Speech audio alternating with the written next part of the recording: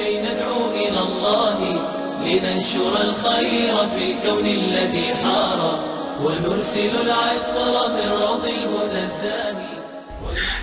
لقمان علیہ السلام ایک اللہ کے ولی گزرے ہیں.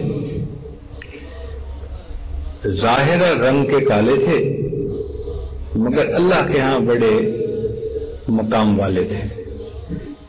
حبشی تھے. میری ان کی بستی کے لوگوں سے ملاقات ہوئی جس بستی میں وہ رہتے تھے. وہ شہر ابھی تک ہوگا اسی نام کے ساتھ. بہرحال وہ حبشی تھے یعنی کالے تھے رنگ کے.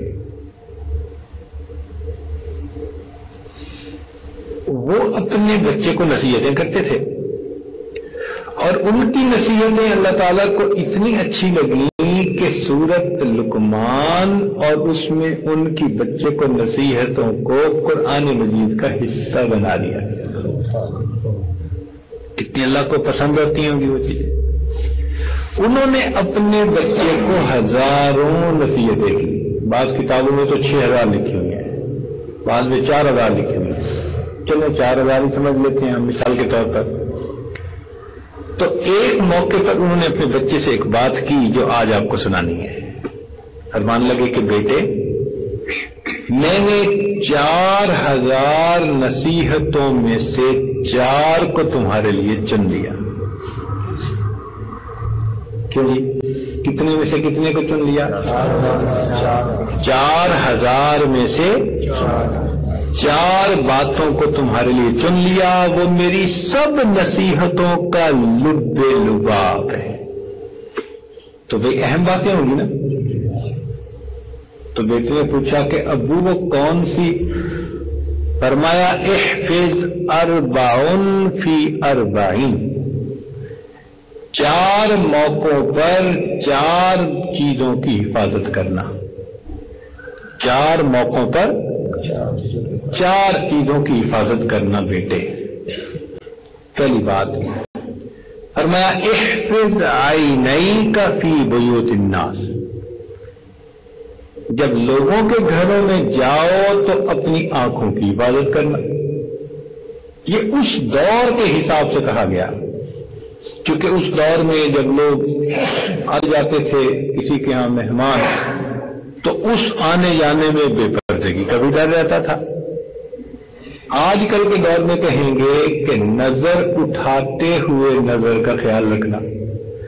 کیونکہ آج تو گلی میں بازار میں جہاں کہیں نظر اٹھے گی تو خطرہ ہے کہ آگے سے کہیں غیر محرم نہ سامنے ہو. تو مقصد کیا تھا کہ اپنی نگاہوں کی حفاظت کرنا. یہ آج کل کے نوجوانوں کے لیے ایک بہت بڑی نصیحت ہے. اب مدارس کے طلباء پتہ کیا کرتے ہیں کہ سارا دن تو مدرسے میں رہے بند, عصر کے وقت یہ ایسے نکلتے ہیں جیسے بکریوں کو باندھا ہو نا کسی نے اور چھوڑ دیں تو وہ بھاگتی ہیں. یہ بھی بازاروں کی طرف بھاگتے ہیں. ان کا پھر مدرسے میں دل نہیں لگتا. پھر یہ کسی دکان پہ جائیں گے, بازار میں جائیں گے اور وہاں بیٹھ کر یہ تماشا کریں گے. یہ جو تماشا ہے نا اس نے پورے دن کی پڑھائی کے نور پر پانی پھیر جو کچھ حاصل کیا ہوتا ہے نا پورے دن میں مسجد میں رہ کر, وہ عصر سے مغرب بازار کے اندر جا کر بیٹھنے سے پوری کی پوری نعمت ضائع ہو جاتی ہے. پھر آ کے کہتے ہیں جی حضرت کچھ بتائیں, سبق یاد نہیں ہوتا. کیسے سبق یاد ہو؟ جہاں عصیان ہوگا وہاں نسیان ہوگا. جہاں عصیان ہوگا وہاں نسیان ہوگا. پھر سبق یاد کرتے ہیں, سبق یاد نہیں ہوتا. اس گناہ کی ظلمت سامنے آتی ہے. تو فرمایا کہ اپنی نگاہوں کی حفاظت کرنا یہ پہلی نصیحت ہے. اور دوسری نصیحت فرمائی کہ احفظ لسانک فی مجالس الناس، جب لوگوں کی مجلس میں بیٹھو تو اپنی زبان کی حفاظت کرنا. بھئی اکیلے بیٹھ کے تو زبان کی حفاظت کی ضرورت نہیں. اکیلے میں بیٹھ کے تو گالیاں وہی بکے گا نا جس کا دماغ خراب ہوگا. عام بندہ تو چپ ہی رہتا ہے اکیلے میں. زبان کا مس یوز کب ہوتا ہے؟ لوگوں کی مجلس میں، جب 1 سے 2 ہوتے ہیں، 2 سے 3 ہوتے ہیں، پھر زبان کا برا استعمال شروع ہوتا ہے. کسی کی غیبت کی، چغلی کی، بہتان باندھا، کیا کیا. تو فرمایا کہ لوگوں کی مجالس میں بیٹھ کر کس کی حفاظت کرنا؟ زبان کی حفاظت کرنا.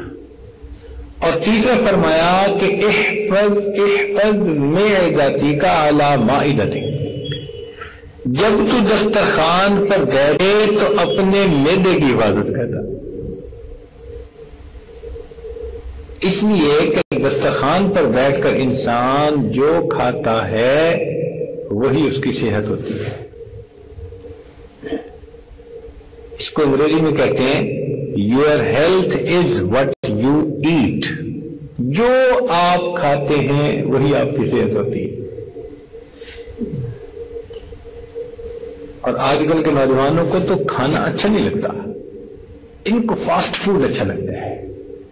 چپس کھائیں گے، پتہ نہیں کیا کیا الٹی سیدھی چیزیں بن گئی ہیں نئے دور کی. یا اللہ،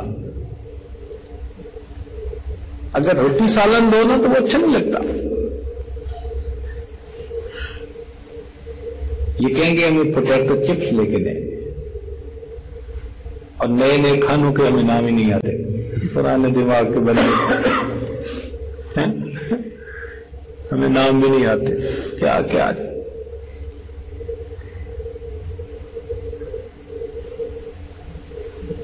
تو فرمایا کہ بیٹے دسترخوان پر اپنے میدے کا خیال رکھنا. اور چوتھی بات فرمائی کہ بیٹے احفظ قلبک فی الصلاۃ، جب نماز پڑھنے کا وقت ہو تو اپنے دل کی حفاظت کرنا کہ دل میں وساوس کوئی نہ آئے. اور واقعی جب بندہ نماز پڑھنے کھڑا ہوتا ہے نا تو ایسی ایسی باتیں یاد آتی ہے جو آگے پیچھے یاد ہی نہیں آ سکتی. ایک بندہ کہیں پیسے رکھ کے بھول گیا، یعنی خزانہ کہیں دبا کے بھول گیا، اب اسے یاد نہیں آتا تھا. تو وہ آیا امام اعظم وظیفہ رحمۃ اللہ علیہ کے پاس. ماشاءاللہ وہ تو اتنے ذہین تھے کہ کیا بات ہے. کہنے لگا حضرت مجھے یاد ہی نہیں آ رہا میں نے کہاں رکھا. تو میں 2 رکعت نفل پڑھ. ان کو پتا تھا کہ 2 رکعت نفل پڑھے تو بس فوراً اس کو نماز کا خیال نہیں رہتا، سب باتیں یاد آ جاتی ہیں. تو فرمایا کہ بیٹے نماز میں اپنے دل کا لحاظ رکھنا، یعنی خیال رکھنا، تاکہ اس میں کوئی وساوس خیالات باہر کے نہ آ سکے. تو بھئی یہ 4 باتیں عزیز طلباء ان کی پوری نصیحتوں کا نچوڑ ہے. اب آپ ذرا مجھے گنوا دیں 4 باتیں کون سی ہیں؟ آنکھوں کی حفاظت، زبان کی حفاظت، معدے کی حفاظت، اور نماز کے اندر. پھر 4 باتوں کے ساتھ تھوڑا سا ضمیمہ بھی ساتھ لگا دیا. ہوتا ہے نا کہ یہ تو میرا پیپر ہے اور اس کے ساتھ میں کچھ اور بھی اضافہ لگا رہا ہوں. تو فرمایا کہ بیٹے 2 باتوں کا کبھی تذکرہ نہ کرنا. 2 باتوں کا کبھی تذکرہ نہ کرنا. ایک، اگر تو کسی کے اوپر احسان کرے تو اس احسان کا کبھی تذکرہ ہی نہ کرنا. اور دوسرا، اگر کوئی تیرے ساتھ برائی کرے تو اس برائی کا کبھی، یعنی اللہ کے لیے معاف کر دینا. جب اللہ کے لیے معاف کر دو گے تو تم اس کا تذکرہ ہی نہ کرو گے. تو 2 چیزوں کا تذکرہ نہ کرنا. کون سی 2 چیزیں؟ ہاں بھائی کلا. ایک تو اگر تم کسی پر احسان کرو تو اس کا تذکرہ نہ کرنا، اور دوسرا کوئی تمہارے ساتھ برائی کرے تو اس کا بھی تذکرہ کرنا، اور فرمایا کہ دو چیزوں کو کبھی بھی نہ بھولنا، دو چیزوں کو یاد نہ کرنا اور دو چیزوں کو اتنا یاد کرنا کہ دو چیزوں کو کبھی بھی نہ بھولنا۔ اس نے کہا جی کون سی؟ فرمایا ایک اپنے رب کو کبھی نہ بھولنا اور دوسرا اپنی موت کو کبھی نہ بھولنا۔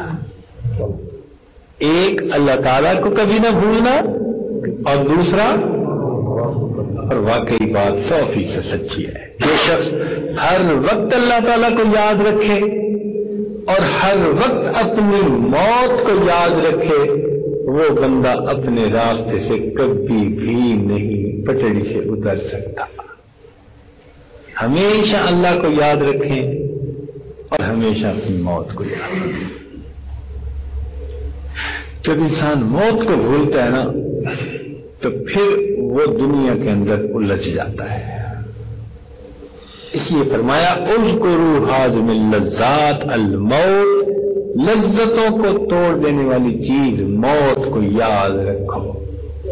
یہ موت کو بھولنے کی علامت ہے نا کہ ادھر زلزلہ آیا اور لوگوں کے گھر گرے، لوگوں کی جانیں چلی گئیں، اور ایسے بھی لوگ تھے جو ان مکانوں کے گرے ہوئے ملبے میں سے لوگوں کی چیزوں کو لوٹ رہے تھے، اور ایسے بھی تھے کہ اگر عورتیں اس میں دب کے مری تو ان کے ہاتھ کاٹ کر اس میں سے زیور چھین رہے تھے۔ اب یہ واقعہ پتہ نہیں کہاں تک سچا اللہ جانے، لیکن مجھے ہمارے ایک دوست ہیں پروفیسر نصیر صاحب، انہوں نے سنایا، کہنے لگے ایک بس جا رہی تھی، ایک آدمی نے جو دیکھا تو اس کو نیچے ایک سانپ پڑا نظر آیا بس کے اندر، تو اس نے کنڈکٹر کو کہا سانپ سانپ۔ کنڈکٹر نے اس سانپ کو پکڑ کے جو کھڑکی تھی اس سے نیچے پھینکا، تو کہتے ہیں کہ ساتھ ہی ایک سکوٹر پہ نوجوان جا رہا تھا، وہ سانپ اس سکوٹر والے کے جسم پہ جا کے لگا اور اس میں سے کاٹا، جب کاٹا تو سکوٹر والا گرا اور مرا۔ جب پولیس نے آ کر اس بندے کو دیکھا تو اس کے سکوٹر کے پیچھے ایک کوئی چیز بندھی ہوئی تھی، ایک جیسے کچھ چیز یا بریف کیس یا جو مرضی سمجھ لو، اس کو جب کھول کر دیکھا تو زلزلے میں جو عورتیں دب کر مر گئیں ان کے ہاتھوں کو کاٹ کر لایا تھا، جن میں چوڑیاں انگوٹھیاں پہنی ہوئی تھیں، اور ان کو لے کے جا رہا تھا۔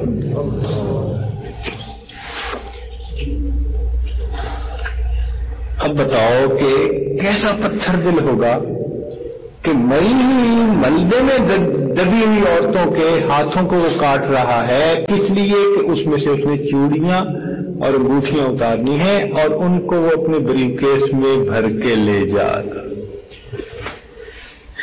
جب انسان اپنی موت کو بھول جاتا ہے تب وہ اس قسم کی حرکتیں کرتا ہے۔